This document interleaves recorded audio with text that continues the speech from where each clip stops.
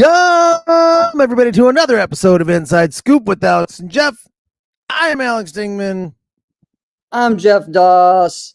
Let's do this. How's everyone doing? We have missed you guys. You know what? Man. Monday was a Memorial Day, and really we were close to doing a show. And then it was like, well, you know what? Let's see how this works. We'll just at least try to we don't like missing a week, okay? No. And honestly, I wish we kind of probably should have done it on Monday. But Yeah. all right, we're doing it today, nutty, and we're going to put good content out for you guys, even if you are able to see it tonight or tomorrow or later, because it's going to be a lot of fun. Why not What's tonight? up, Al? Why aren't people watching it tonight? I mean, think about it. Ain't no NBA playoffs tonight. Celtics are already in the finals. All right? True. There's nothing else on TV. Minnesota. Come on, what are you guys watching? The T-Wolves are on tomorrow night. There's so much has happened we haven't touched up on. My T-Wolves are in the Western Conference Finals. They're going to make it. They'll go to Game 7. They're going to lose tomorrow. Stop with your negativity. Yeah. I mean, we have a lot of hockey fans in our group that watch us, so I think, you know. I have no, this is what's crazy about me. I don't have one clue, not one clue what is going on in hockey, in the game or sport of hockey, which doesn't, you would think, like, if you look at me and go, oh, yeah, nothing about you really screams hockey. But at the same time, like, I am from the state of hockey. That is true. You are. You definitely I am from the state of hockey. But it's kind of like when I was a kid, like in the 80s, okay? Okay. I know for the kids now, they're like, that seems like 150 years ago. All right. In the 80s, there wasn't a pro basketball team. The Timberwolves weren't there. They didn't get there until 1989. Right. And I loved myself some Minnesota North Stars, right? Because Dino Ciccarelli was Italian and he was there, right? Dallas in 5, right, Andrew? Right. So let's stop this madness, whatever. So yeah, it kind of the culture was like, don't talk about this basketball business. You like wrestling, you like hockey, that's it, right? And of course, everybody loves the Vikings, right? That's it. That's all what you're like supposed to do. Right. So because I love the basketball, and when the NBA got there, I'm like, I love this thing. It was like, no, don't do this hockey sport. That's not for you. You go do that thing, which I was glad to do. Yeah. Right? That was just kind of like culturally, that was just kind of the thing. Like, you're either with us or against us. And so I was against it. I didn't have anything to worry about. I'm like, you know what? I'm going to do this basketball thing. And I don't know, I like kicking people in the head. So I'm not going to worry about hockey. There you go. I never looked back. True. Yeah, I don't know. I never got into it. I mean, I like the hockey video game, you know, like that was about it. Can you skate? You know, huh? Can you skate? No. Oh. I actually don't think of it. I skate really, really well. Yeah, I've never ice skated. I've never tried that. So I'm sure if it looked anything like my roller skating, it would not be pretty. So you can't roller skate well? No, man. No. I don't know. Probably better, but yeah, you know. I'm a good roller skater. Like, I can, like, you know when you see people like roller skate dance, like, I'm not at the top, but like I can do it a little bit. Dude, we had roller rinks around, like, by the house all the time. We had this little place, not even kidding you. It was maybe 6 blocks from the karate school that, you know, I started at, you know, National Karate in Brooklyn Park, Minnesota. And there's a place called Skateland. All right, maybe it was like a quarter mile away. Yada. Skateland. We have Skateland. Skateland's the I'm not, dude. Everything that you ever did as a kid also happened at Skateland. All right. You got addicted to video games at Skateland. All right. You found out what Jawbreakers were at Skateland. All right. Did you have laser tag? Nah, man, it wasn't that cool. Oh, all right. Well, literally just video games. Actually, Skateland didn't have laser tag. It was FunQuest that had laser tag. Okay, so we had Skateland, and then we had FunQuest. So yeah. Oh, actually, I think I did hear about that as a kid. Hey, anybody else listening? Did anybody else hit roller rinks? I think there's got to be some still around. I think there's some still around. Here's the deal. Tag your friends that went to roller rinks in this, and also tag whoever you want to watch the show with you right now. Let's go. Put it in the comments. Let's go. This is something, because you're 40 now, right? You just turned 40, right? This was something crazy, Jeff. I was talking to a buddy of mine, just turned 40, right? Two friends of mine, both just turned 40, literally a week ago. So I was talking to them and I said, hey, let's do something really way back in the day. And I mentioned roller rinks. They said they had never been to a roller rink. Whoa. And I'm like, I'm not that much older than you. I'm only just a few years older than you. Like, what in the wild world of sports is this? Like, you make me feel like I'm 58. Like, I'm just a couple years older than you. Like, what are you talking about? We would do roller rink. We would do like lock-ins at roller rinks all the time, and like stay the whole night and stuff. And the thing is, again, like I'm telling you, I was that person who didn't like skating. Okay, but I would still always go to the roller rink. You gotta go. So you hang out with everybody. That's play where video games.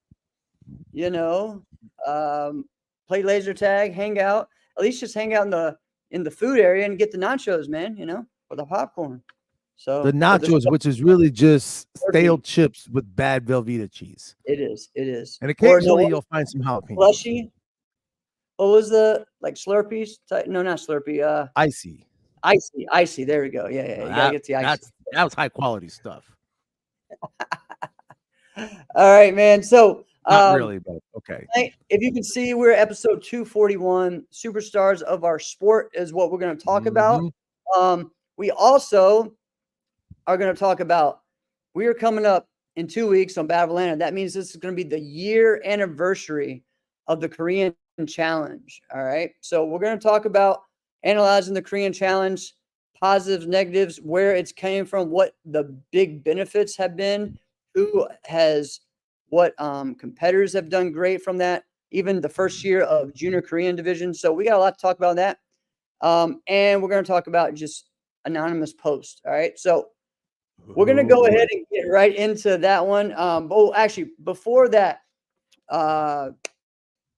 I watched, so one of my students went to the Carolina Martial Arts Open this weekend. It was in Columbia, South Carolina, last weekend, and was on stage, did a great job, got runner-up in the grands. Remember what I told you, it's a TCT tournament, the Competitors Tour, and it's, the Brian Penn has put on a good tournament out there for years. So a lot of good competitors from the South were there. I like this. And I even went live on Instagram and watched the finals, the live stream of the finals, and just kind of commented on and stuff. And so that was fun. Also, I want to do a big shout out to the Mat. Thank you, sir. Thank you. My student's name is Everett Kincaid. His next tournament will be at the Battle. So excited to see him continue to grow. The Mat. All right. So the Mat is another kind of martial arts platform like us. All right. But they have, it's put on by Kenny Green and his dad. All right. And they really have been doing a lot of the Southern, events, but they've also even gone up to King of New York and filmed things, gone to Battle, gone to all the tournaments and film stuff. So they're doing a great job. So you know what, like we all need to help support each other, share each other's stuff. They share our stuff, we share their stuff, and we all continue to grow. So check them out, guys, and they do a good job for the sport, and also doing a great job with that circuit down there on covering that. So what are they called? The Mat? Yeah, the Mat. So THE, and then it's MATT, the Mat. So they took that from actually they used to run a circuit called the Mat years ago in the South, and so they kind of dude, this is pretty dope. I'm looking them up right now. This is pretty cool. So go and check them out, guys. I think their newest video they just put out is an interview with Magic Johnson, which is another person we want to have, and Magic Johnson, meaning Jerome Johnson, a sport karate legend. Dude, when you first mentioned that like 4 years ago, 5 years ago, I was and I was like, what the frig are you talking about? You met Magic Johnson. Yeah. Oh, they got some good stuff. All right. Yeah, they get a decent amount of content. I was just looking at their YouTube channel. All right, not bad, not bad. High five to you guys. So they're doing a good job. So check them out, guys. And just keep sharing what we do as well. All right. We're talking about superstars of our sport. Word. One topic, because we the past couple of weeks we've been kind of all over the place having interviews. We've had three events we talked about. I thought you said you wanted to get into a different topic. Yeah, I am. Okay, you want to do this first? Okay, my bad. Yeah, keep going. And so we've been talking about that. All right. As far as things that have happened, there's been some different posts and things, right, that people get bothered about. All right. So we talked about the mat, right?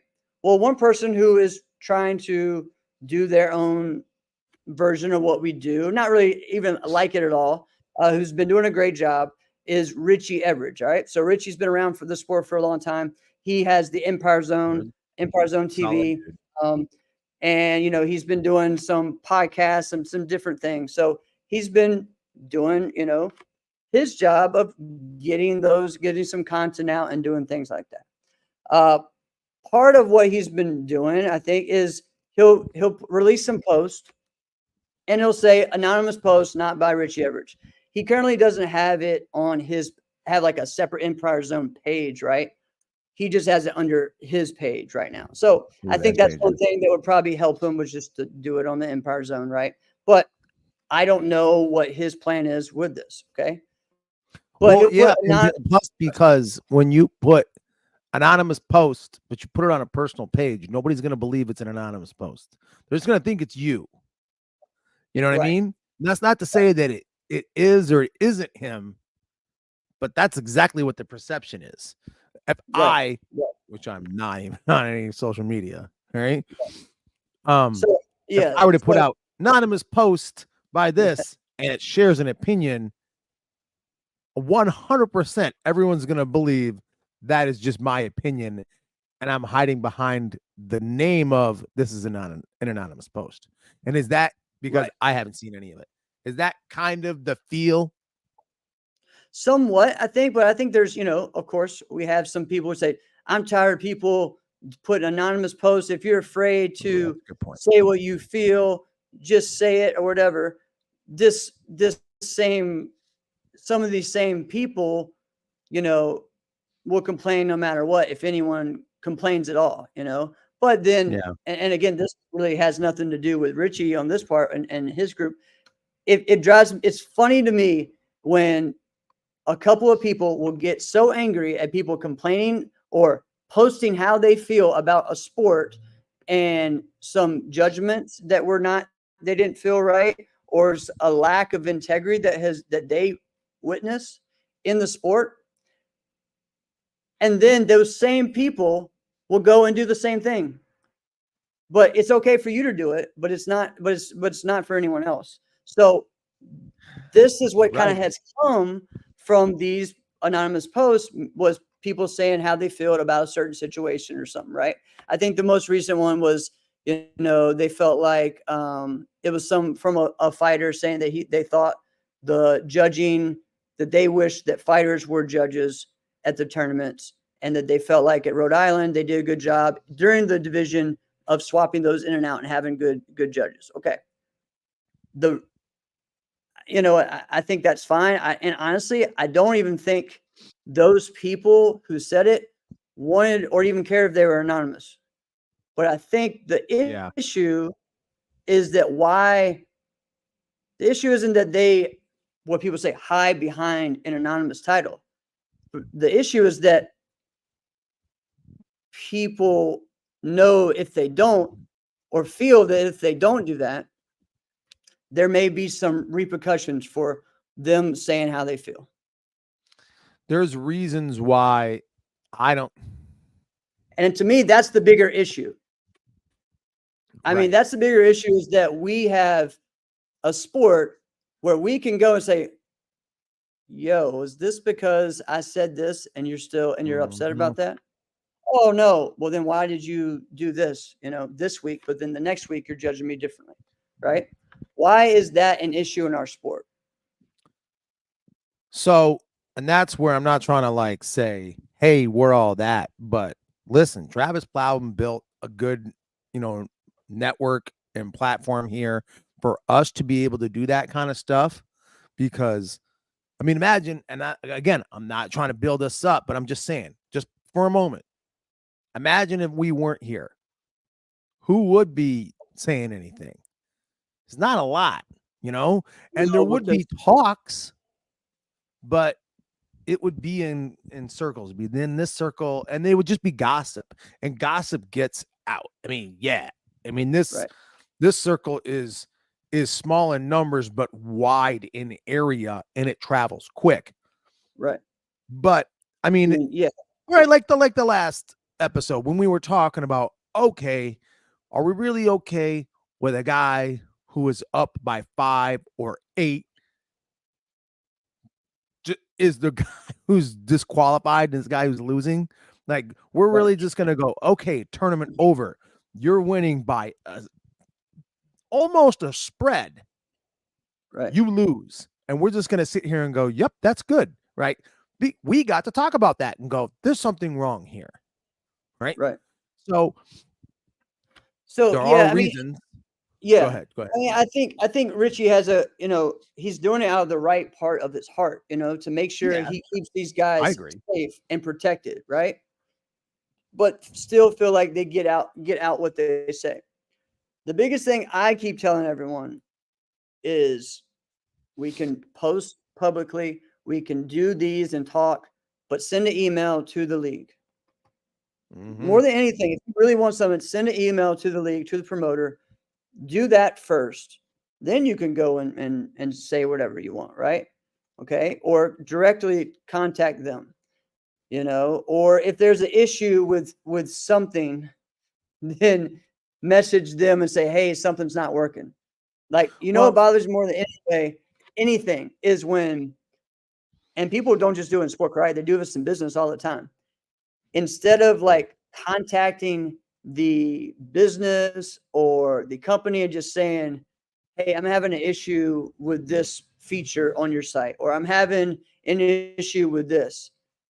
Do they do that first? No, they leave a bad review. Or they just go on social media and ask, well, why is this happening? This. Hey, can anyone, and the other hand, anyone know where, to find a good this? Hey, guess what, buddy? There's a thing called Google, all right? Or email the site and ask them people directly instead of going in here and creating a problem for it, right? Yeah. So I think there's things like that, right?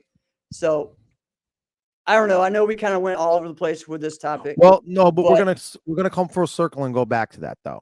So the anonymous posts, right? Because there is there's reasons why you should and should not have an anonymous post. Right. I have what I feel was a unique advantage to be able to put my name out there and my face out there and my voice out there without really having to worry about a lot of repercussions, right? So even when I was running karate schools and I was part of a team and I was part of a big organization, like I, for the most part, had my own autonomy to be able to say kind of what I wanted, as long as I didn't go absolutely crazy. Okay. And generally I didn't. Right. Now I didn't own an organization. I didn't have a karate tournament. I didn't run a team. There are certain things that it's like, okay, if I was this official of a tournament and I see something, I can't go, they should change this because in that position, right, I would have been one of the people to change in that scenario. We're just if this is an anonymous thing, it's possible that could be the case. All right. Also, if let's say I had one of my family members who was one of the competitors that would have been affected by what my point of address would be, it would be easy to say, "Oh, you're just criticizing this because of that." Right? I'll give a perfect example for that. Remember a couple years ago when I was like, "Yo, Diamonds did this," nobody loves the Diamonds more than me. Troy Sexton and Joe Boone lit me up, and I did not back down. All right. And they were like, "You only said that because you were personally affected." All right. And I said, yes, I was personally affected, but two things can be true.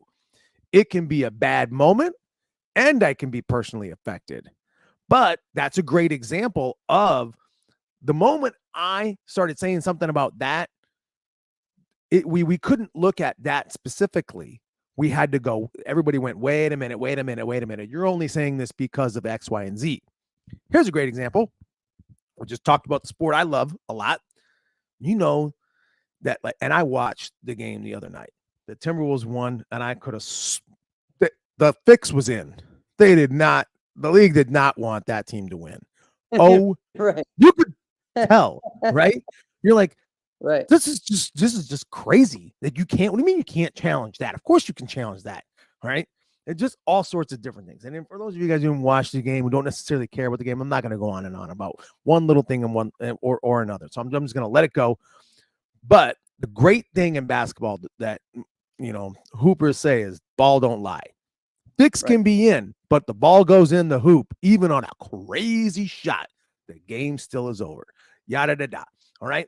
Do you know that if like a player, if a reporter asks them a question about like, hey, did you think that foul should have been reversed? If they answer that question and go, yeah, that was a messed up call, they get fined $25,000. Right? We can talk about, if Proper really wants to do something in the States, they should pick up yada da da. In that sport, if they do that, they could be fined hundreds of thousands of dollars. All right. So all sorts of things like that. So we at least have a decent, autonomy to where we're not a part of like a big organization that's going to come down like Big Brother, right?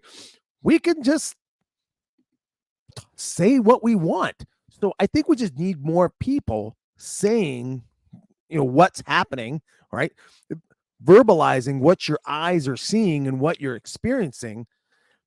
While we do understand there are reasons why someone would go, listen, I really want to say that it's me, but I can't.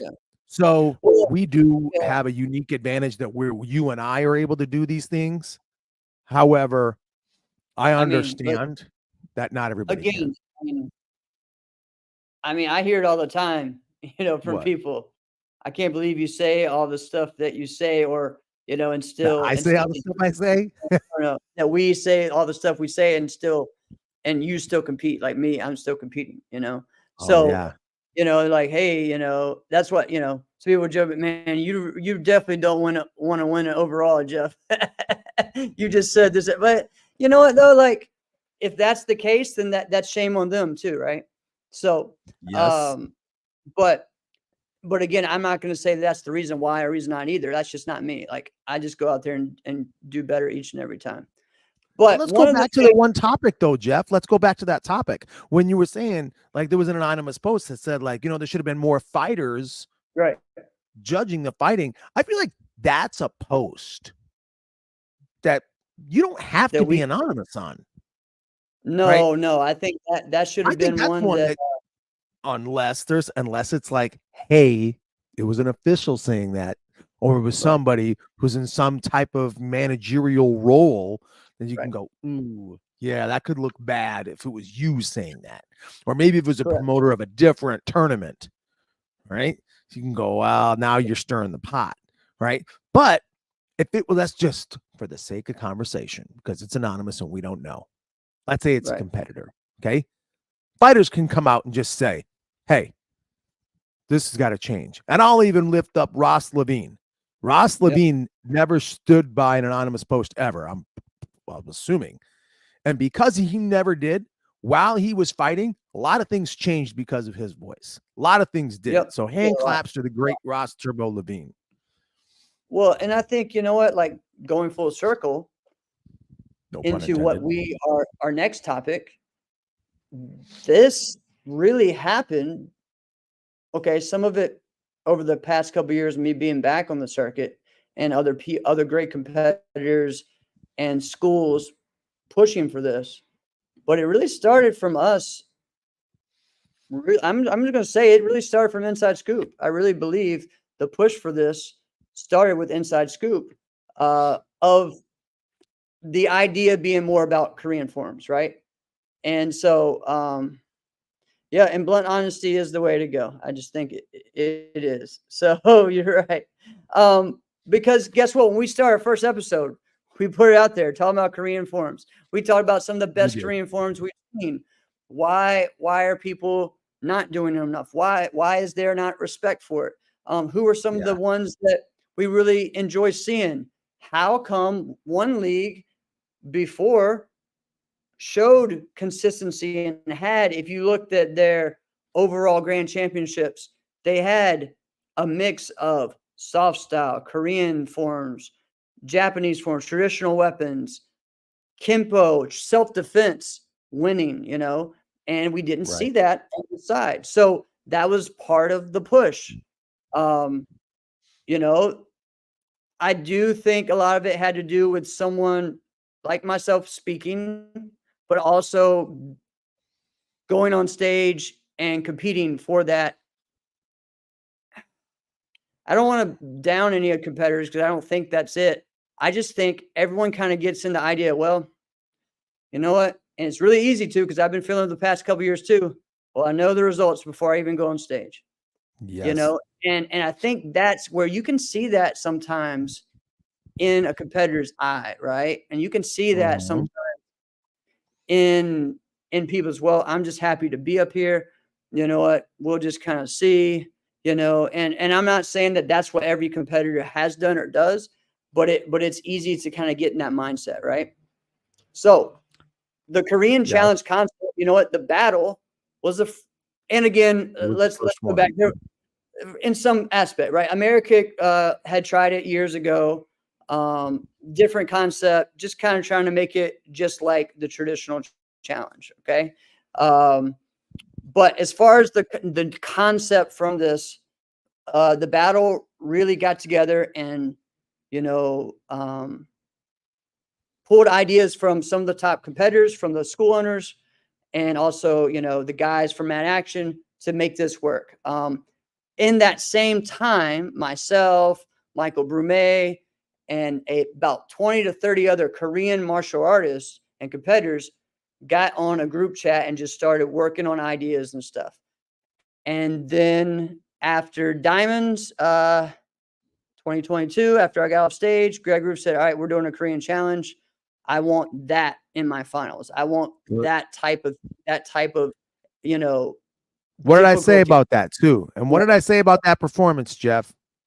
Well, I appreciate it. Yeah, no, performance, the end result was not the most impactful thing, although that's crappy to feel, right? Yeah. Because that was a diamond that could have been in your hand, on your finger, right?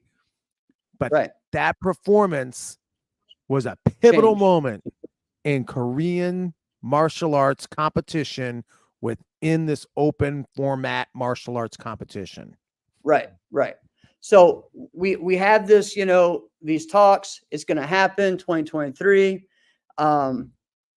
These talks with this start creating more talks with the NASCA to either have a Korean challenge or to actually really push and to finally have junior Korean divisions. So this year is the first time that we've had junior Korean divisions. So that's been awesome. Pretty yes. And that's a huge step forward, right? A lot of that I don't think would have happened without the Korean challenge. All right. We show up at the battle in the adult forms, the adult men's Korean challenge. We had 17 competitors in the first one ever. All right. Which is solid. And dude, well, I mean, it was bigger than the Japanese one. It was bigger than all the other any of the other ones, right? And I think there was like 8 or 9 in the women's, then they also had junior ones too. So for us to do that, I mean, I'll be honest, like I'll share right now for me, I kind of just hovered around the area because I was pretty nervous, right? And I'd seen this and I didn't really think it was real. And everyone was in such a great mood. In some ways, one of my best friends was just like, "Hey, you're not going to miss your own division, are you going to, buddy? Come on." And like, Bear Loby was joking with me. I was like, "No, it's just kind of like, it's just as soon as I started on the ring, literally, I started crying. Like I was in tears because it was a moment that I know I helped build, but it wasn't all on me. Kurt Shyrock was a big push of it. LeClaire's martial arts, a big push for it. They're very good. The Presleys really been pushing this for years. Greg Ruth and his team, the Rudolphs, and there's so many other people that have been involved in this, but it was a really cool moment to see that, having John Chung in the center, judging that, getting everybody together, and really pushing it, it was just a meaningful thing. Right. And then the way that the finals went, for us being in the stage and them to see head-to-head competition like that, first time ever, and it was a hit. And every term is like, okay, we got to get that in our finals.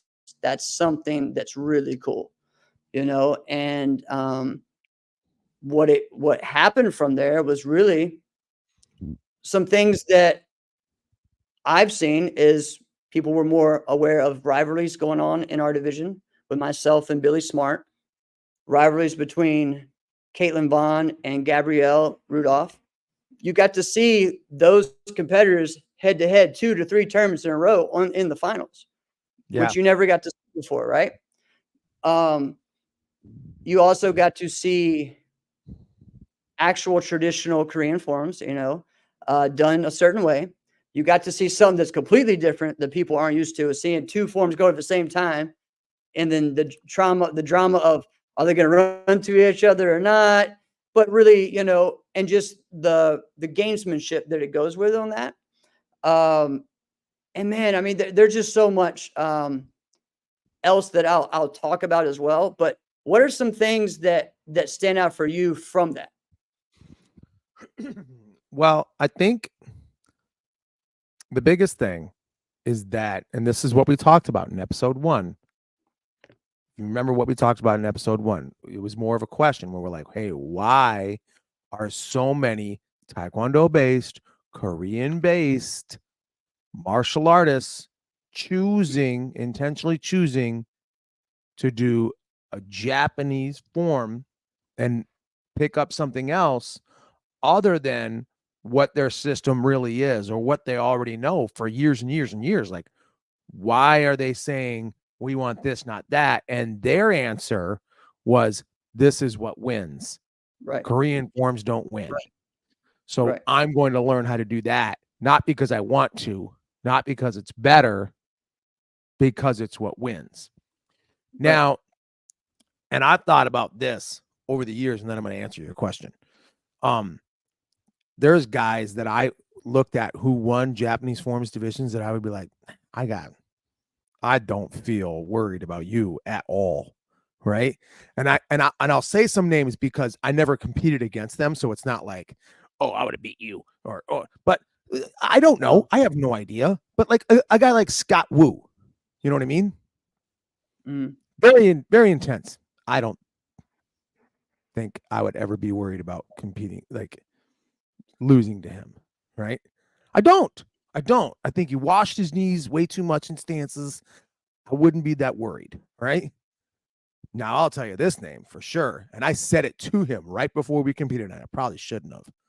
Dude, Chris Walker, that's someone I was nervous about. We were competing for a traditional forms grand once, and I am like,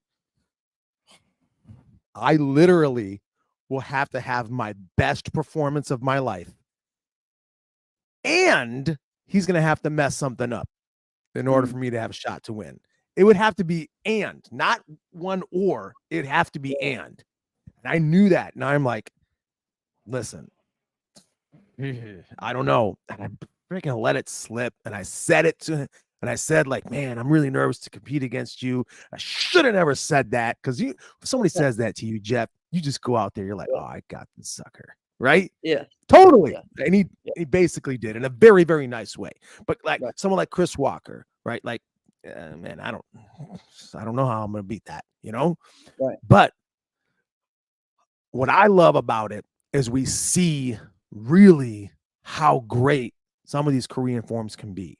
We see more kicking, right? We want to see more kicking, man, all around. I want to see way more kicking, and I will talk about it later in the show. Here's the deal. I think the Korean Challenge has brought that out more already. We are seeing more junior competitors right now add kick combos into their form, maybe than ever before in the last 10 to 15 years. You know, we're seeing more creativity in the kicking in the creative division. We're seeing that. So that's a huge thing. And I think part of that is the Korean Challenge. Part of that is also the junior Korean divisions being there. The other thing that I feel like the Korean Challenge has done is it has created someone like help put more shine on a superstar like Caitlin Vaughn, who I would agree. Who before, you know, was her and Gabriella going back and forth. She was actually not doing a truly traditional Korean form competing wise. She was doing more of a adapted form. The Korean Challenge happened like a Japanese Korean hybrid. Right. And so she starts winning the Korean Challenge with her choreo, and starts just like, hey, you're beating the same person with your choreo in this. Why not go into, and guess what? She's been winning almost every time and wins the overall grand at the Ocean State Grand Nationals, which is huge, right? With a Korean form. So we're seeing that, you know, that happen, right? We're seeing great competitors, you know, getting recognized now in the junior divisions in Korean Challenge, you know, or sorry, in Korean forms. Just a shout just for stats so far, and I hope I don't, you know, miss anyone. This year, from the beginning of 2024 to now, there are only 3 competitors that have won every Korean division they've been in, they competed in a NASCAR World Tour. Okay. So we got Pia. So, all right. Pia is winning the Korean Challenge as well as the traditional challenge. So she's one of those rare competitors that can win both, right? She has won every tournament, right? Then we also have Olivia Cano. So Olivia, she one of the competitors that I work with. She has won every tournament this year that she's competed in the junior Korean division. And then there's just that old guy who just doesn't quit. So, anyways, he's talking about himself. So, anyways, what do you say? I said you're talking about yourself. But stay on that a quick minute though, Jeff. I don't think people understand how hard it is. No, I'm gonna stay on what you just said. Okay. I don't think people understand how hard it is to not lose at all. Right? To be undefeated, it is extremely hard. All right. Just a tournament. It is really hard. All right. Like if you're going to win an overall, if you're going to win a championship of some kind, it's extremely hard because you got to win, and you got to win again, and you got to win again, and you got to go win that one. Like it's really hard to continue to do that, and to do that every single time. It's hard because every single time everyone wants to beat just you. Yep. So, and claps to you and everybody else. Yeah, no, I agree. So what are some things that we haven't capitalized on? Well, Korean Challenge isn't a NASCAR division. Okay. So what has happened? The junior Korean division is a NASCAR division. All right. Right now we are trying to get, you know, some of these guys are, most of the tournaments, there's a few that didn't have Korean Challenge. They're trying to have it, to offer it, to kind of get it going. The problem is, especially in the junior division, without it being points, they're not going to go. Those top competitors aren't going to do it because why? When I already do 9 divisions, right? And now you have a junior Korean division that is a NASCAR rated one. So why am I going to do the non-NASCAR rated division? Okay. Even though it's cooler and I really like it, but am I going to do 3 more forms to, It's not even you know, that. It's the reason, and this is, I think, what maybe promoters, and I guess we'll just call it league managers, may not understand. It's not about the division at the tournament, because I think sometimes they look at it, like those in that managerial role look at it like it's just another division. They're gonna, it's just one more. That's not that big a deal. That's not it at all. It takes months and months and months, right, of absolute grueling training if you're going to do this division at all. If you're going to do this division at all, it takes a whole lot, because if you want to do it, we're already dead. We're already training as much as we can, right? So now we're going to add another one. We will add another one, right? Yeah. But if you're not going to acknowledge it, like, I guess if I'm doing this, it's not equal, right? This division is not equal to traditional weapons, right? No, it's not, because I'll get some kind of notoriety, and with that, you'll acknowledge me with that. With this one, it'll just be, bow, Choryo Kyone. We can say the words because it's Korean, right? Choryo Kyone, high five, good job, thumbs up, so, right? Alex, and even in the adult side of it, it's not rated, and most of the tournaments have not been giving prize money. Okay, so that's something that I pushed for from the beginning. If we're going to do this, let's go ahead and make it a big deal to win this. Okay, and I like that a lot of the tournaments have been putting the final 2 on stage for the adults, which was good. Quebec Open gave prize money to the male and female winner. They had us go against each other. They did those types of things, right? I think so. I think that is something. I also think that either having some type of junior Korean Challenge Grand, I think there needs to be maybe one tournament the juniors are on stage and one tournament the adults are on stage. Do it that way, so that way there's some highlights there. And here's the thing that I tell everyone: it doesn't take long. It literally, like, if you put both of those back to back, like, and when you watch the live stream and you try to like find the Korean Challenge, you can miss it really easily, because it's not Will Cornell doing his kata. Female in like 4 minutes. All right, it went in 4 minutes. Okay, so it's not like you're adding that much into it, but you're adding a lot more competitors, and you're adding something that's super exciting to the fans to watch. Okay, especially a form like choreo. Form like choreo, that stuff's done like that, right? Right. Like you get like, back. Yeah, those are fast. Get back can be drawn out, but choreo's quick. And it's supposed to be like, what are you gonna do? Sit there and hold the front kick like you used to do in your creative forms? I mean, come on. Yeah. You're not gonna do that. No, I think that's one of the things that's so cool about this, man. Like, I think what people maybe don't understand and or appreciate is if you look at this and go, hey guys, go watch some of the WT, Taekwondo forms. All right. Go watch one of those choreos.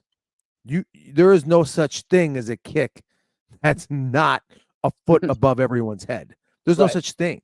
Right? Like, I used to say this to my black belts a lot. And I would tell this to them. I'm like, you're black belts. You guys have fantastic technique. There's no excuse for all of you not kicking at your head. Now, I understand that there are some people that it's like, are you kidding me? Do you know what these hips are? Okay, I understand. And of course, you understand when I'm saying this figuratively, not pointing the finger directly at you. However, and I'll literally turn, but I'm definitely talking about you, right? Because let's just say this, right? You should be, right? Most people, when they start martial arts, you show them, if you teach them a side kick in the first couple months, and kind of like, oh, I understand what a side kick is. They can do a side kick, boom, at the center of someone's body. They can pretty much do that. Okay. Right. So now that you're a black belt, your technique is improved, your speed is improved, your power is improved, right? Your dexterity is improved. Why have you not been kicking any higher? Is it everything's improved except for that? Like, you can't do that? right? Yeah. Of course you can do that. So now when you watch that level of competition, right? Everyone who thinks like, oh, I can kick really high, go there, watch that. Yeah. Watch that. You want to feel good about yourself or not good about yourself? Go watch that.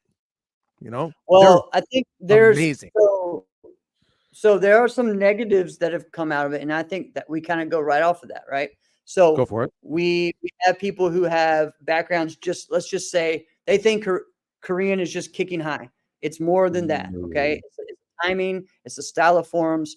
There's more than that. So just whoever kicks the highest shouldn't win. It should who kicks the best. Correct technique, turning your hip over, things like that, right? And Yeah. really, if you really look at it, a lot of times if you kick properly, there is a limit on how high you can kick. Okay, there really is. All right.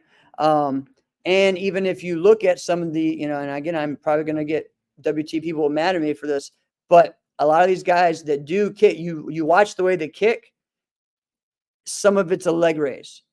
Okay, some of No, it is that's that. true. That is Okay, 100% true. yeah. So some of it's that. Some of it also is like, okay, if I'm going to kick, I need to look where I kick. You'll see them looking straight ahead and kicking straight up. It's like, okay, where's some of that? And I'm not just bashing the style because there's the same thing on, in the other ones. The problem, what I'm saying is that people think every kick should be the exact same height. In ITF, it's not like that. Mhm. In Tang Soo Do, it's not like that. Okay, so that's where there's some issues there. People have asked me, well, why did you stick your side kick but snap your front kick? Because it's supposed to be. Why don't you put your front kick straight up? Totally different types of kicks. It's supposed to be at the body. That's where the application of the form is. It's to the solar plexus, So people, I think Koreans just kick straight up and lock every kick. And no, there's snap kicks, there's round kick, there are hold round kicks, there's different ones, So that part is one where I think people get a little, they kind of have to be a little bit more base. And one of the things also too with it was Good term, people were by the way. saying, oh, some of the Tang Soo Do's too Japanese. Okay, well, when you see a good Tang Soo Do, you can tell that it's Korean. Okay, and we have a lot of great Tang Soo Yeah. Do now on the circuit that are doing it, so you can see that. So I just think there's a little bit more of that. So we just all need, again, education, like what we've been talking about with judges certification, everything, education. All right, so we're going to talk more about this as we're getting up to this, but I'm excited about it. I hope also that we'll be able to release the short little documentary that we filmed last year during this about the Korean Challenge and during it. So we will see how that goes. But Travis and I and Angel did a lot of footage last year of it. So all right, and I'm sure there's a lot more, but we're going to talk about some of the superstars of our sport, and we're going to talk about some junior competitors, some adult superstars, past and current. Okay, I want to give a shout out though to one of our current superstars who was just commenting, and that is Esteban Tremblay. This dude is a superstar. If you're denying him of being a superstar, go slap yourself in the face because this dude is crazy good. And look at what his comment is too. Yeah. I mean, he's right on. Look at that. He says, I mean, in CMX forms or weapons, you literally have to do 7 divisions plus 2 overall every tournament to be undefeated. It's a freaking lot. Yeah, to be completely undefeated, like you're saying, like that's what really undefeated is. Like again, I can't say I'm undefeated. I can say I'm undefeated in that division, right? But not in everything overall, So yeah, that's crazy. That's crazy. All right, so we're gonna start with some past junior superstars, and hopefully this will kind of get you into thinking about some current ones, and we're gonna get into some of those right there. So we're gonna go with juniors, and so these two, you're gonna talk about Jim Yuen. I'm gonna talk about Jimmy Pham, and both of these names, guys, every single one of you right now need to open up. So you see when you're on your browser right now, right?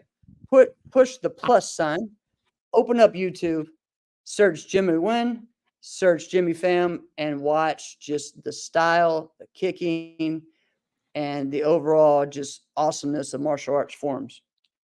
Okay, I'm gonna go first on Gemma because then you're gonna have stuff to say, and then I'm gonna follow up a little bit of what you got after Jimmy as well. So Gemma Wynn, she's on one of your top kickers list of all times, and justifiably so.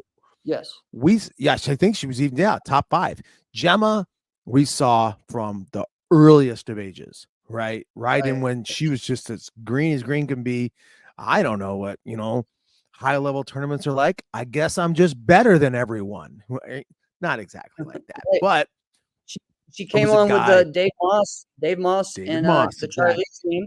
Oh, I talked to him over the weekend too. Shut the front door for real.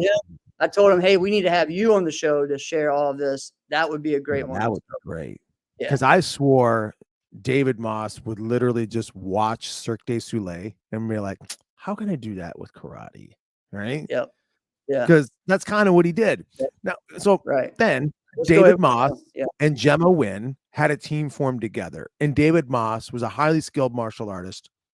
Gemma's better. She was just better, right? But David did a very good job of understanding that, and understanding that, like, she's not just someone who's very good. She could really be a transcendent martial artist, right? And a figure that we talk about for a while. I don't know if he had those exact thoughts, but that's clearly the way that he, acted this out. And she was fantastic, right? She was one of the great kickers in the history of forms in the sport, right? She had really good nunchucks, right? She was pretty good at that. Do you remember when we had Matt Emming on? He was like, guys, I didn't win that much against Gemma. Gemma beat me a lot, So, like that was, like, and she had such a flow with those nunchucks, you know what I mean? Like, that's what I think people forget about. And then adding the kicking flair into it. So it was really cool. She also, and that's coming from Matt Emming. She was a great flipper. She had great martial arts taekwondo ability. She was a tricker. She was one of the first people to really get involved in the loop kicks group. She was our loop kicks team later on. So, like, we're talking about someone who was, again, a superstar. And guess what she does now? She is a high level stunt performer. She's been, I think her team, was a part of, like, the Oscars and everything like that, with the the movie that was real big last year. I can't think of it because I haven't watched it, but I think it was Every Which Way or whatever it is. It's fantastic. But they did do a review for it on Fist Kicks and Flicks. So go check that out. Well, here's one of the moments where I want to say where it was kind of pivotal, which took her from just being like a martial artist that's really good to being like, okay, no, we're going to talk about you for a while, which was all right. And I don't want this to sound bad, okay? But she's female, she can kick really high, and at that point in martial artist, a lot of martial artists, right, in the late 90s, we were still doing that. A lot of us, all of us were, okay? Right. Wasn't a lot of females who were doing a lot of tricking. There wasn't, right? But coming in the 2000s, going a few years into it, Gemma starts tricking, and it's like, oh, okay, now this is different. There's not a lot of you, right? Because most of them were just like, no, I'm just going to kick straight up and down. How about one of my very close friends, who I think you have incredibly low on your top kickers list, Jenny Johnson Blanchard. I think she might be one of the greatest, right? Right. Jenny couldn't trick at all. Right. I used to joke with Jenny. I would be like, Jenny, you jump down. It's like you find a way to jump and go lower. Right. But and then we would always have fun joking with each other, but nobody trained harder than her. She was fantastic. But Gemma, look at this. So exactly that. When she starts tricking, it's like, okay, now you've unlocked something that, like, people just don't do. And I don't think people really get that today, because when you see people like Noelle Jellison, Sammy Smith, Haley Glass, like, you don't get that. Like, it wasn't always like that. It didn't used to be that way. You didn't used to say like, oh, Caitlin Deschelle, she did tricks. Like, it's always been that way. No, it wasn't really. Right. Well, and even then, like, okay, so that's something that's different though too. We don't see Haley and Noel kicking like Gemma did as Now well. that So doing that both. was fantastic. But there are some great ones, and actually, I'm going to get to one of them later as well. So we're getting that in the future. All right. Let's go to Jimmy Pham. Jimmy Pham, again, I've shared, like, he was an icon. He was like, So cool.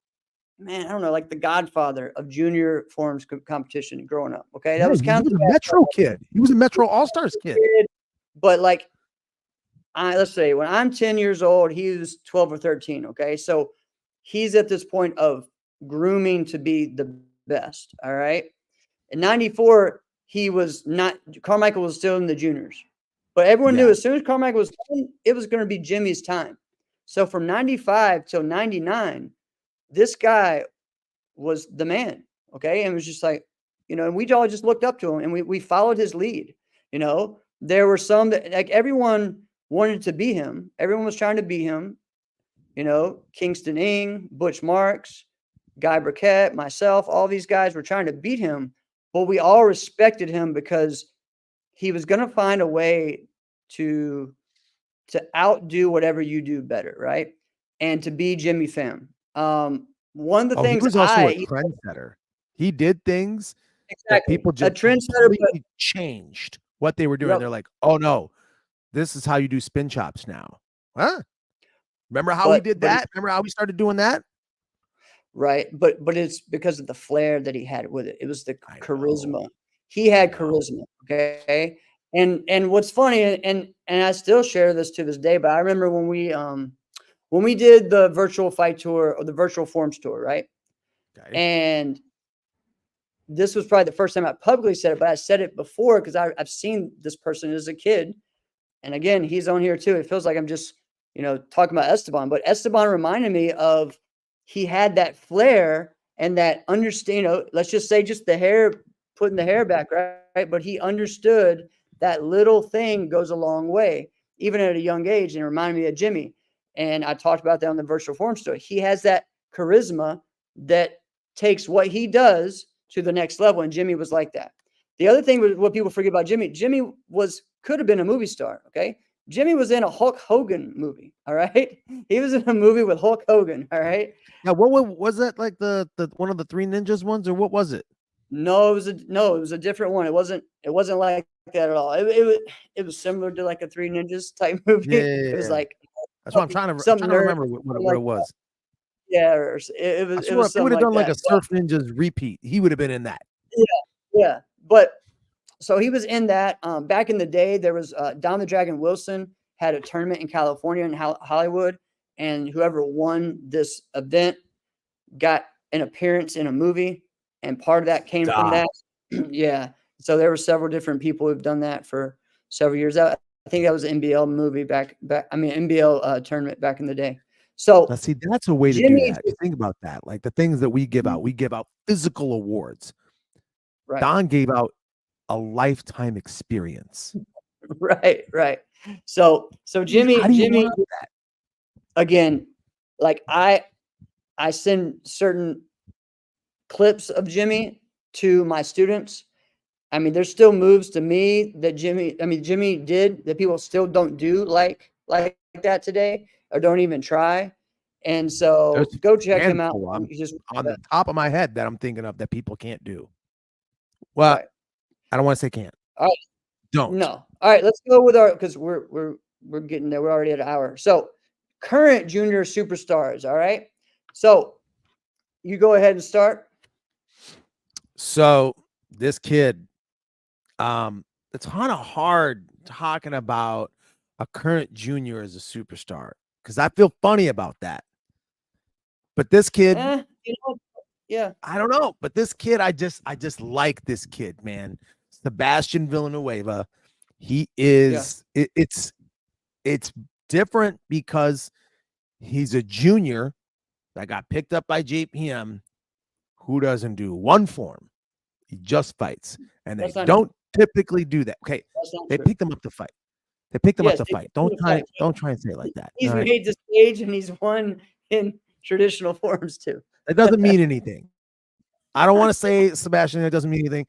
You know it. They picked you up to fight, okay, and you're fantastic at it. Now, I'm watching this kid, and it's not just that he's winning, because there's plenty of juniors that are just fantastic fighters. Some of them that are undefeated. Nah, this kid's got something different. All right. When I watch him, I'm looking at a younger version of Justin Ortiz, and I am like, I don't know how they got this. All right. Because at this point, if they get a second Justin Ortiz, all right, that's fantastic. They fight so similar. I don't think Sebastian fights and kicks the same as Justin. Justin's one of the greatest kickers, right? But Sebastian, he moves like him. He does a lot of things just like Justin, right? He's totally got the flair, right? He's got the flair without an attitude, right? And that's hard to do. Sometimes when you got the flair, you get a hole attitude, and he doesn't. And I think this kid, if he stays active and he stays consistent, I mean, time's going to come. He's going to be an adult, and I think he'll start to win. Wouldn't it be cool to see what that's like if he starts fighting and then he fights against Tyson Ray? That would be exciting to see. All right. To see, I think a matchup like that would be really freaking cool. Right. To see Sebastian Villanueva and Tyson Ray. Awesome. I can't tell you who's that. Or Sebastian Villanueva and Enrique Latona. Right. Yeah. Yeah. I think that would be really, really fun to see.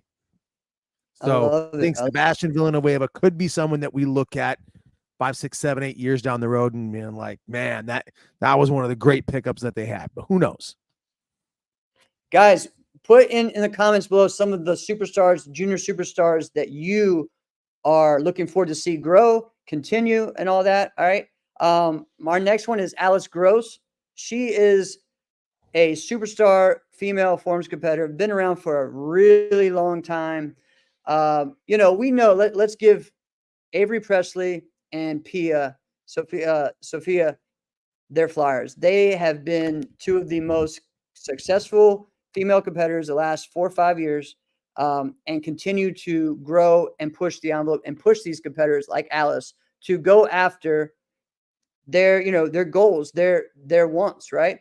To be at that top. So we got to give them those high, that applause as well, right? Because without all of them, these other competitors won't get there, don't have someone to push them, right? So Alice is someone who's been around this, I think, since she was 9 or 10 on the circuit. She's been competing, been consistent, kind of like what I guess I relate to her in a lot of ways, because she probably has the most runner-ups in in like the CMX runoffs, than probably anyone, right? So she's won some overalls. She recently won the Pan Am's overall, but she has this just this presence to her when she competes, right? Walking on the stage, her body type and length reminds me of Caitlin, but then she shows her kicking ability, her flexibility, and her creativity, while also being a high-level cheerleader. Okay, so she is competing every weekend in either cheer competitions or sport karate competitions all over the place, traveling back and forth, traveling, this way, that way, competing. So she's someone who I feel pushes the envelope, keeps that kicking alive of what we were talking about, how the Korean forms influence has been pushing, seeing more kicking and creativity in the CMX divisions, especially in the juniors. So I'm excited to see her grow into the competitor she's going to be. I think she still has this year, next year, competing in the junior divisions, and just came off that big win. She did win, the last 2 years, the ISKA title at the US Open. So she is on a roll, but I do think her and herself she's a superstar in the sport. And and not saying she's the only one, because again, we just named Avery Plessy is a superstar. Pia, she's a superstar, you know. I just want to say amazing job to her.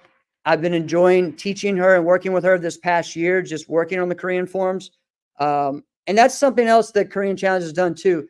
It's brought back people who stopped doing traditional forms for about 4 or 5 years because they're like, well, what's the point? We're not going to win with our Korean forms, you know?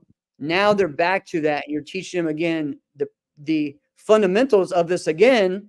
And guess what? You see their basics getting better in their open forms. You see their kicks getting better. You see their flexibility getting better because of this. Their stability and their stances getting better. So it's pretty cool. You know, I kind of think about this sometimes, and I think, you know what would be great is if this would have been a thing, this Korean division, Korean Challenge division, maybe the culture of, hey guys, Korean forms are pretty awesome. Yeah. You know, 20 20 years ago.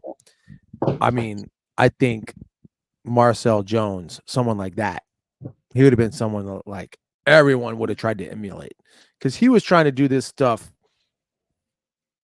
long time ago. Being like, no, we don't have to do every trick in the book in order to win. Oh, yeah, right. Right. All right. Sorry. Continue. My bad. All right. So random now we're going to go with our past adult superstars.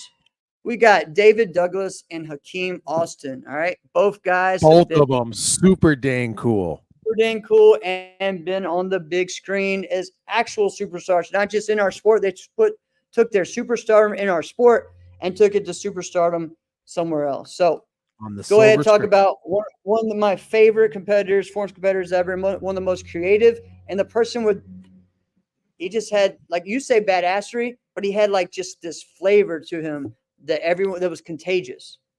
David Douglas. So David Douglas is so cool. David Douglas, I kind of think, so Dawson's saying David got swag. Yes, absolutely. I think David Douglas is probably like the Lenny Kravitz of karate tournaments, right? Like, Kravitz. I think I saw, I'm not even kidding you, right? I saw a video, it was like a few weeks ago or like a month ago or something like that. Lenny Kravitz doing pull-ups in like leather pants and like boots. He was just working out. He was just working out. I don't know if it was leather, it was jeans or something like that. And I'm like, checks out. It's Lenny Kravitz, right? Of course, he would do something like that. Still got dreads, whatever. But he's got dreads, and then he's a rock star. He's not a hip hop guy. Like, it's so different. That's David Douglas, right? Yeah. That's David Douglas. I never actually saw this with my own eyes. But I used to hear stories that, like, David Douglas, when he would just be walking around karate tournaments, would just get bored and would just start walking on his hands. Did you ever see this? I've seen that. Yeah, I've seen that. Okay, so you saw it. Yeah. I couldn't walk more than 5 or 6 steps on my hands, right? Apparently, this guy did it for blocks. So who does that? Who can do that? Now, I will tell you right now, David Douglas, go ahead, guys. Go look up, just like Jeff was saying, go back. Look at Hakeem Austin. Go look at some stuff like this. He was a giant amongst men fighting. Go look at David Douglas. And you would look at the tricks that he's doing then, and you'll go, oh, not that cool. But put into perspective, it's the mid-90s. Yeah, it's but the mid-90s. But even Alex, then, that's not true, though. That's not true that it's not cool, because if you look at the execution of what he did, there's not that execution anymore. Okay. Do you remember his black and blue video? I think that is what. Oh yeah, it's amazing, and I think that's something that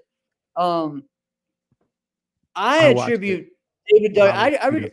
Obviously, people in the Taekwondo community understand kicking paddles, right? But we didn't really see it that much at sport karate tournaments. No one was really warming up with paddles and stuff until, you know, him and Omar Guerrero and all these guys from California are just doing jump hook kicks and warming up before turn with the paddle. So everyone started bringing their paddle and let's warm up, you know, let's go, let's do that. So I think, you know, and you're seeing that, you saw that more in the tricking community as well with the martial arts guys that are doing, like Yeah, you see, you're right on.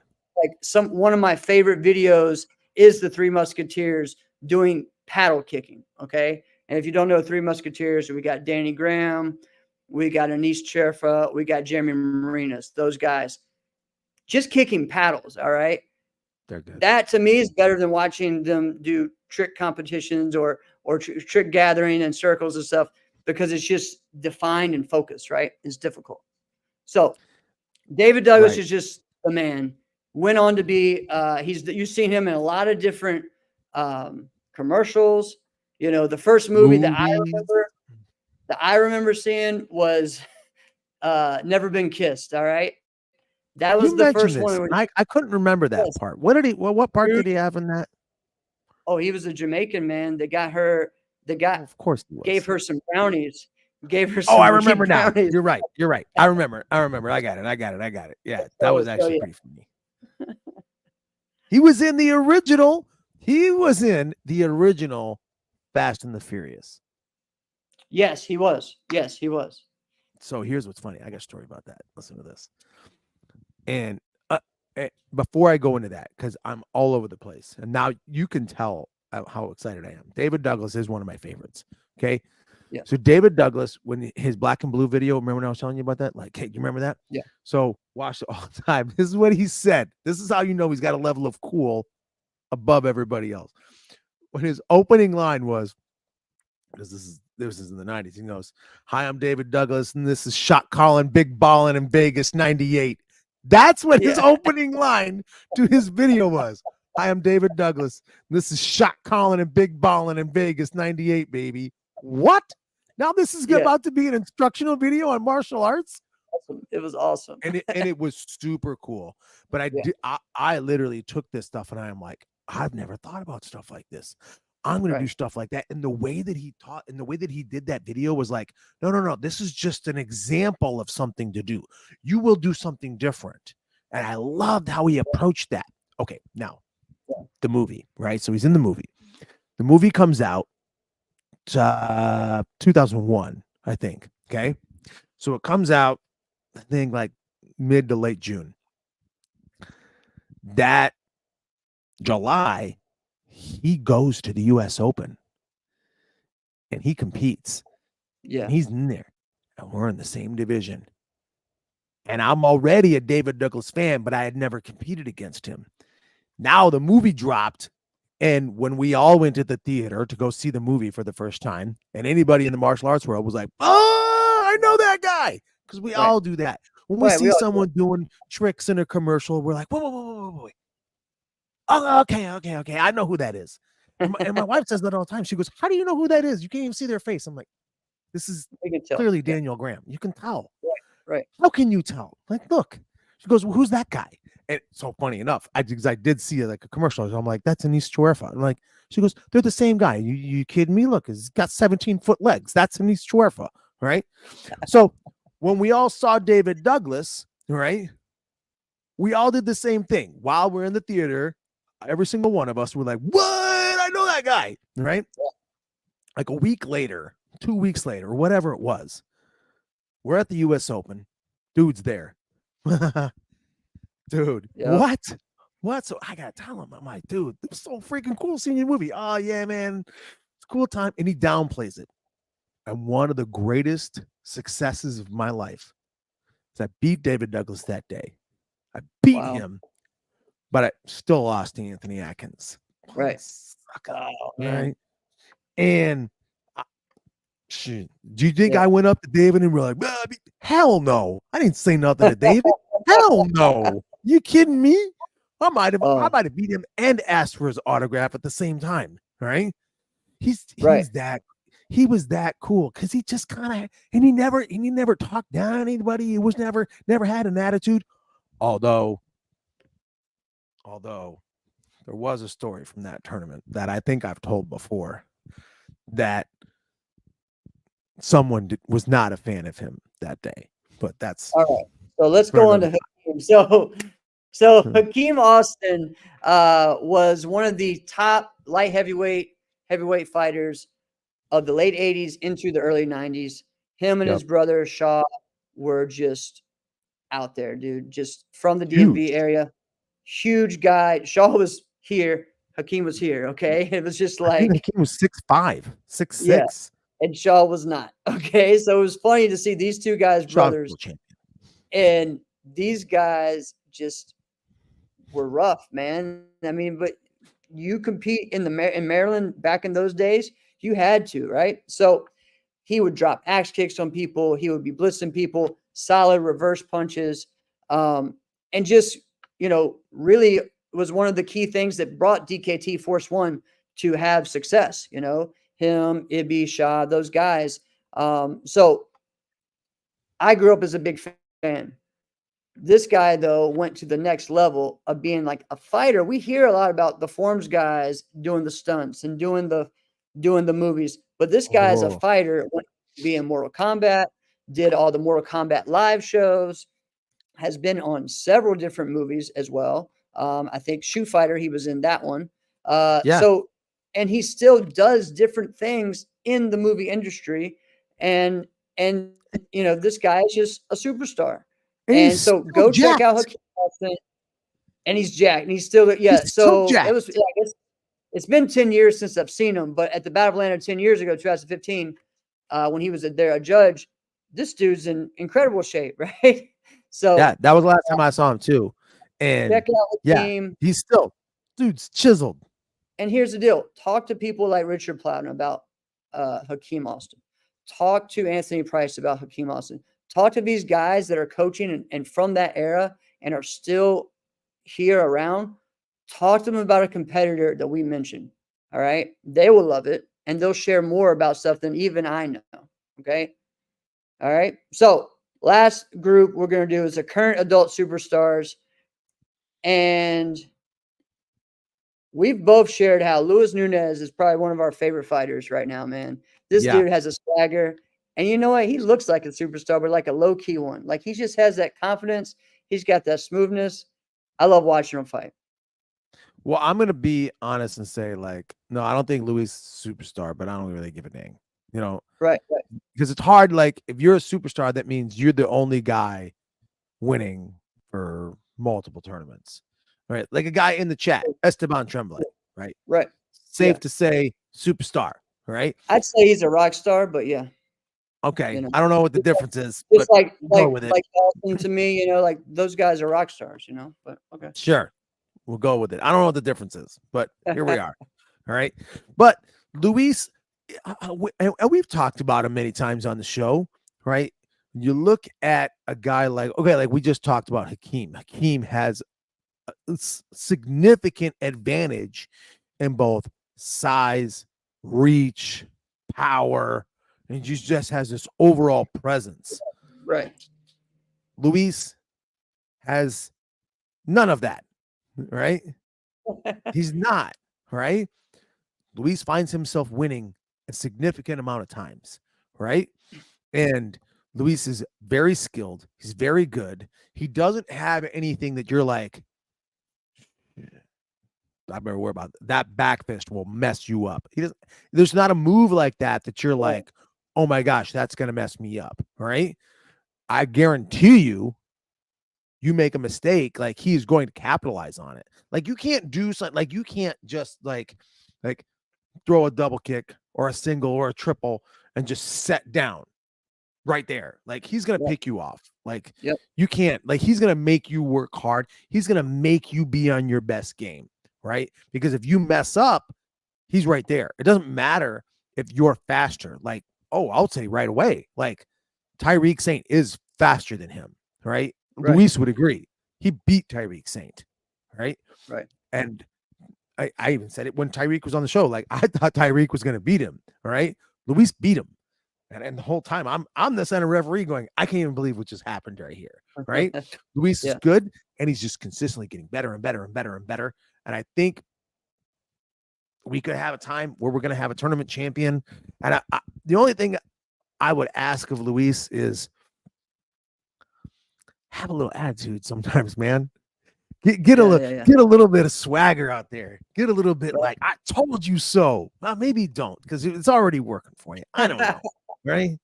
but Right. but he's consistently winning, and he's just a really good, smart fighter, right? I think he's He's also extremely skilled, and I think he's not depending on one thing to have him win. He has to be no, great at everything, and he makes you be at your best.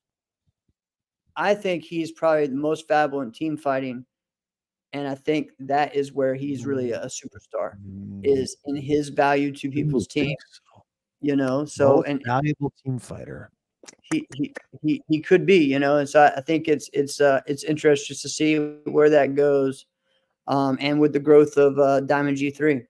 All right, so my adult superstar is brand new to the adult division, and this young lady has a following, okay, already on Instagram, and she is teaching so many people, doing seminars, teaching private lessons. And Samantha Midling is this is her first year in junior into adults. Already has several grand championship wins in the CMX Bow division. She is a member of Amerikick, and she has a great attitude and will share with anybody what she loves. All right. And so to me, that's what makes her a superstar, because she is approachable, she is relatable, and she's good. She does some things that are different. Her style does not really look like many other people, and she's just getting started. So that's really all I have to say about it, because it's pretty simple. You know what, guys? Like, go out, talk to people, talk to the Yeah. kids. You know, you want private lessons, or even you just want to be able to do things, or just to enjoy your time.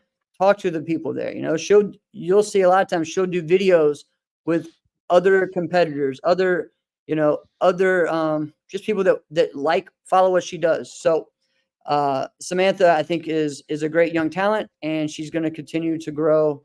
And excited to see what she does the second half of the year in sport martial arts. So You know what's different though, Jeff?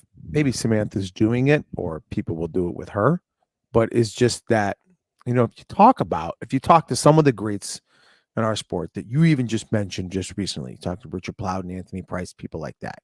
yeah, They will tell you about times where they went to go train with somebody states away from them, and they got, humbled, yep, and they'll also tell you about times where people came to them and got humbled.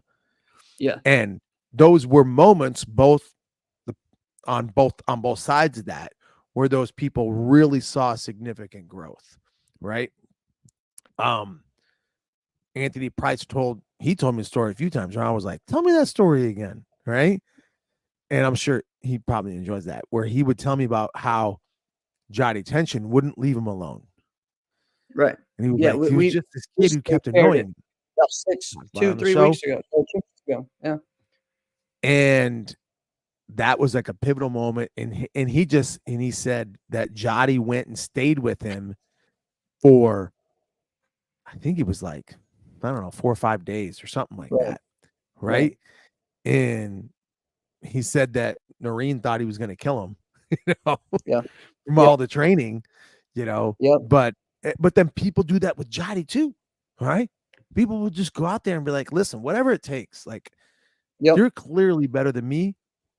Can I go there and just train with you for a weekend? Can I go there and train with you for a few days? Do you have any time for me? Sure, So that's fan, and I think people should do that more often. I'll share one. I'll Big share time. one that I did, and again, it's people may think, wait, you did all that time to go train with a fighter when you're a forms guy? Yep. I went for a week with Spencer Arrington and trained at Ibby Abdallah School. And dude, this guy taught me so much and pushed me so hard. We did 3 to 4 hours in the morning, then 3 to 4 hours at night. This is all the week before we went to Rhode Island for Ocean State. My feet were blistered. It was crazy. All right. But he took my kicking ability to a different level. And you know what? Like, the idea, of course, and I think making every kick count is something that we see and we hear all the time, right? even when we had Tyreek on and you were saying, oh, this guy, has he done that many kicks or he needs to kick more? Oh, well, no, he's a great kicker. He just doesn't waste his kicks. He kicks when he wants to and he scores with them. That's something we hear a lot of times, making your kicks count, right? You and I have different opinions on that. There's ways to use that leg as, something else, right? But the way Ibby kicks and he teaches kicks and he helped my kicks mean more in my forms. Okay. And that's because fantastic. Because every kick that I throw has a purpose, counts, no matter if it's 40, 50, however many I'm doing, they stand out because of just that mindset of that, right? And the training of just having it up and just kicking and not stopping. All right. Like we would just do over and over and over and over and over for like an hour. All right. It would just, all right. And then, hey, guess what? You got to do your other side too. So however many you just did on this side, the other side. So yeah, man. So lots of fun stuff with that. But yeah, I mean, I don't know, man. This has been fun sharing about the Superstars of our sport. There's so many more. But we want you guys to, hear about certain people, give some shout outs. And I want you guys, again, always in the comments, guys, put some people you want to give a shout out to, someone that you look up to in this sport currently and in the past. Before we move on, I want to go back to what you just mentioned when you were saying how, you spent time with Ibby, and that's time you'll never forget. Look, it's Dion Beatty saying that got 3 days with Jody. Never forget it. Okay. There was a guy really close to me. His name was Michael Hasse. All right. Mm-hmm. You probably remember that name because you don't forget nothing. All right. Most people have no idea what language I just believe. Like, I don't know what that guy is. Right. Michael was good. Right. Man. It was just a guy from NK, National Karate, in the 90s, the mid 90s, who would just wanted to be good at forms and kind of wasn't. Sought out Mike Chanaranabutt, and Mike said, okay, you can come stay here and you can train with me, and lived in his house for 3 months. Wow. Okay. And Mike, it was not even a question. He was a different martial artist. And so he was a whole nother person from that point on. That's awesome. That's not what the real impact was. Here's the real impact. Buckle up if you're not buckled up already. Here's what happened. I want to tell you the people that it impacted, because it hasn't stopped impacting these people. That one decision by that man to go do that. Here's what happened. He came back to Minnesota and he was like, you guys don't understand what I just experienced. And we were like, what? What did you experience? And he goes, okay, Catherine Miller, come here. I gotta get with you and train. Not kidding you. She became a champion after that. Okay. Nick Wynn, you're cooler than the other side of the pillow. Come here. We gotta do this. That's another old school name nobody will know. All right. Yeah. Jenny Johnson Blanchard, come here. And all these other people. Alex Dingman was the afterthought. Like, hey, that guy, he ain't never gonna be nothing. And I'm not saying that was literally like, hey, he ain't never gonna be nothing. I had to ask, I had to beg to be a part of that. I'm not kidding you. All right. I'm being for real. I had to beg to be a part of that because I saw how good these guys are getting. And I'm like, what are these guys doing? Right. They were at a different school because there were so many NK schools. There still is. Right. That they would like, okay, on Wednesday nights, we're going to go to this school. Okay. If people saw us over here, we're not going to go to that school anymore. We're going to go to this one. All right. Yeah. Like I had to like hunt them down and find out where they were. So find out. All right. Will you please, can I please come train with you? I'm a teenager. Fine, Alex. We'll let you do it a little bit. And it totally changed my life. Well, then now all the people I got to impact, all the people Catherine got to impact, all these people got impacted, and it keeps continuing to just permeate because of that one man's decision to say, I don't care. I'm going to do whatever it takes. They're the best. I need to change whatever I'm doing. If he'll let me go train with him, I'm going to go do that. Right. Awesome. And he went and did that. And it wasn't just like, no, this is how you do these things. That's not how Mike brought it to us. He brought it to us a totally different way of training. And then we were like, all right, that's it. like guys like Joe Boone and Joe and all the people he's training. Joe does weapons, right? Doesn't matter, right? Right. So it doesn't stop. We're talking 30 plus years of guys doing things the way that Mike did them. And I think that there's moments like that could be had. I have a similar story with just on how with myself going and training with John Valera, and at 9-10 years old, telling everyone in my school, this is how we do sections. No one was doing sections, you know it. And now all of those people, they still do sections. Nobody knew what sections were. Train, you know, those other people who had their own schools, like Edwin Alejandro, still teaches people sections to this day. From me as a 10-year-old, just saying, well, this is how we do this. This is how we're going to do this, and let's just do our sections. And we go, you know, so, yeah, it's very similar to that part as well. So, man, so many cool things. Thank you guys for joining us. I've been putting out some old videos from 2009 of some actual tricking and some different things that I found in myself and some other stuff. So check out my Instagram and Facebook for that. I found the video where I was telling you about where I did seven like standing 720s in a row. Seven 720s in a row. Yeah, it was wild. Yeah. Anyways, so there's a lot of cool stuff like that. And I just remember that was 2009. I was 25, and people back then were telling me, "Hey, Jeff, you still got it," thinking that I was kind of washed up. I was done then. So it's funny. I love telling that. But guys, keep doing it, man. Keep pushing, and we got a lot of fun stuff ahead of us in Martial Arts Center Network. And this is kicking off the summer, really, guys. This summer is going to be huge. We got a lot of crazy stuff, and we're going to end our summer with a 5-year celebration, bro. Like, we're getting close. Can you believe it? 5 years. What should we do for 5 years, guys? We got a big thing Jeff and I are going to do middle of August. We're going to do something. What should we do for 5 years? It's coming up. We got to get the whole Martial Arts Center Network involved because, like it's a big deal. It's not just us. Like, everyone's been a part of this. So I know. Let's keep sharing what you guys want to do. Let's go. This has been another episode of Inside Scoop with Alex and Jeff. I'm Alex Dingman. I'm Jeff Doss. See you guys next week.